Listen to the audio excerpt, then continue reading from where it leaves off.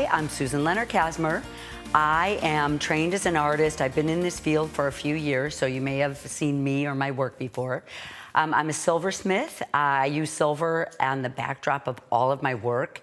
You might know me for, I do really explore deeply into a product, or like a field that I find. One of my first books that I did in 2007 is called Making Connections, and it was all on cold joints. So with that book, I stopped soldering, and I just found so many different ways to connect metal together with mixed media. And now I'm actually working on, I've done a whole body of work, a 10-year body of work with resin. So I kind of wanted to show some of my new ideas that I'm working on right now that's so exciting. In resin and metalwork, I've done everything from museum exhibits all the way to a commercial line of jewelry. So I wanted to show you guys some of my tips that I've learned and picked up through the years, through the pieces. So I've got some pretty sophisticated, cool things coming up too. And before we start with this first project, I really want to show layering. We're going to warm up with some very basics, and then we'll get into some layering. This is kind of where we're going to be starting with today, this piece right here. So this is a lot of layers with resin and sanding back, and I'm going to do something a little different than just doing that really shiny resin. So to start with, I'm going to go ahead and put this in, and I'm going to go to my halfway mark on here. You can actually, this is a pretty good measuring cup. I'm going to go to the 15 mark in milliliters. This is a 2-part resin. It's a jeweler's grade, and it's one that I've fallen in love with, and I'm just using all the time now. And you want to keep this pretty exact. So I'm just going to go ahead and use part 1 first, and this is the resin part. And I've done this up to the 15 mark. The cups come with it, the stir sticks come with it. And now I'm going to put my hardener in, the second part. So it's exactly equal parts that you want to put into your pieces. This resin, it should last your lifetime, of not turning yellow. If you mix it right, that's the thing that I like about it. I have people who put their heirloom photographs in there, and I've built pieces in the museums, so I want to make sure that my resin stays. So for this, I just want to mix this for about a minute. I'm under the hot lights right now, so really it's mixing so easily. I probably won't have any bubbles. I found that when I'm at home and it's been a cold winter, I don't have my studio turned up very warm, so I'll get a lot of bubbles in here, and just to let it flow a little bit easier, I'll put it under a hotter light for maybe 5 minutes, just so I can get some flow with it and, the bubbles start releasing. This is actually a 6-hour dry. I found that the longer the dry, the less toxic your resin is. So that's an interesting fact that I love. So this one is a 6 to 8 hour dry. I like it because once I pour it, I don't have to go back in and worry about getting bubbles out. Everything will eventually just work its way out.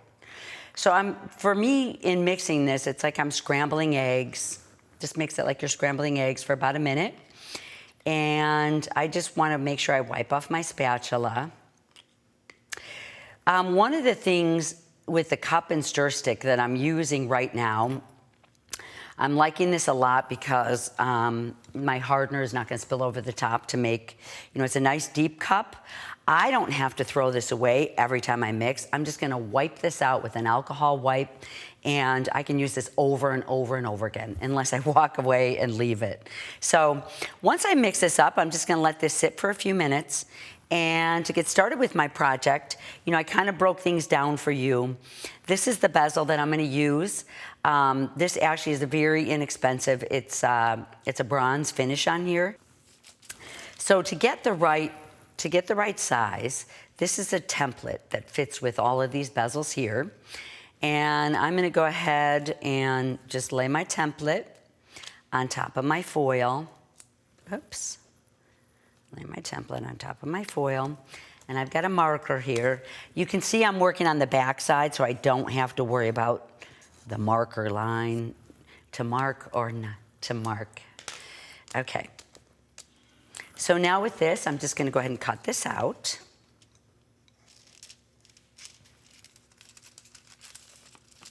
good.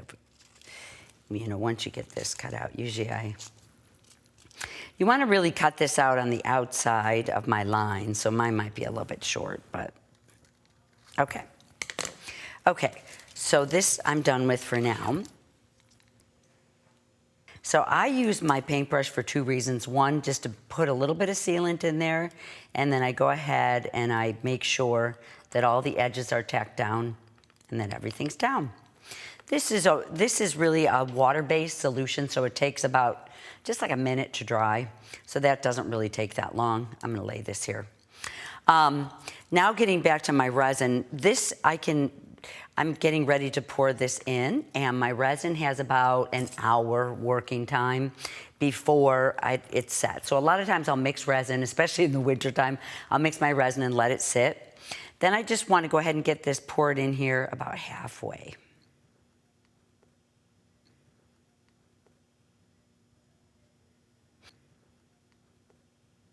Okay, so the next thing I want to do, you can use photographs of your family. You can use any type of images that you have. I just use pieces from this collage book right here. I like the sizes of them. If I'm using a piece from the collage book, I cut this out, and I'm just going to go ahead and seal. This actually still has to dry, but I have another piece that's done and dry. We didn't have 6 hours to wait around, so I decided to work with it this way. So I'm just going to completely cover this image back and front. It's water-based. This actually I'm working on is a studio sheet. My resin or paper or anything will just peel right up from this studio sheet. I love it. It's actually one of the best things that I could have done. I can get anything peeled up from it. Okay, so when I'm ready, now this is the resin that's dry. I'm just going to go ahead and tack this down just a little bit. Do an assembly on here. A lot of times I use my hands when I do pieces. I like just getting, my hands into things. And I'm just kind of tacking this down to give me an image in the front. Again, I can just use the back side of my piece. I already have sealed this little piece too ahead of time. And I'm putting some strong images in here because I really want to show you how a piece looks when it's sanded down. So now this actually is going to have to just dry for a couple of minutes. It's a white base like I told you. And then I'm going to go back in and put another layer on here is what I'm going to do right now. So in the meantime, I have a piece that's exactly what we're doing, finished here. And I want to show you what this looks like sanded. And once I sand this, I can actually stamp on here, or I can put messages on here, or I can write on here. I can really get into whatever the next layer I want to do on my piece. Like I said, I used to always dome all of my pieces. I'm actually doing some really flat work. Okay. So now what I'm just going to do is wipe off the surface, and I'm going to have, if I have a strong image under there, I'm going to have this nice kind of smoky surface. I think that's going to work better. Still have it a little bit wet, just to kind of mark it up a little bit. I think you guys can see on that sample. And then I'll just, if I want it back shiny again, I could put another layer on here and sand it down again. But I really want to kind of show, you can just see the dimension in here and how nice that looks. This piece here is ready for my resin to go in. So I'm just going to top this off. And then I've got my piece done. I just wanted to show you very, very quickly. I think you guys saw on this piece, I use a lot of organic material on my pieces. So what I do again is I use my water-based sealant. I coat my whole piece. And once that's dry, I go ahead and I put resin on here, let it dry for my 6 hours. And if I want to, I will sand it up, drill a hole in here. Then I can be sure my piece is going to last a lifetime too. I'm not going to have to worry about, just the problems you have with natural materials when you put it into your jewelry work. So this piece is sealed. This is using really my resin as a sealant. I can put tints and colors on here, which we'll get into next. So some of the next steps I want to show you, we're going to get into some casting with resin, which is from some of the pieces here. I want to show you some dirty casting. I want to show you resin glass casting. I'll show you how to make molds, and later on I'll show you a lot of different inclusions and things like that. So thanks for being here. This was our basics, that was our warm-up, and now we're getting ready to get into the nitty-gritty.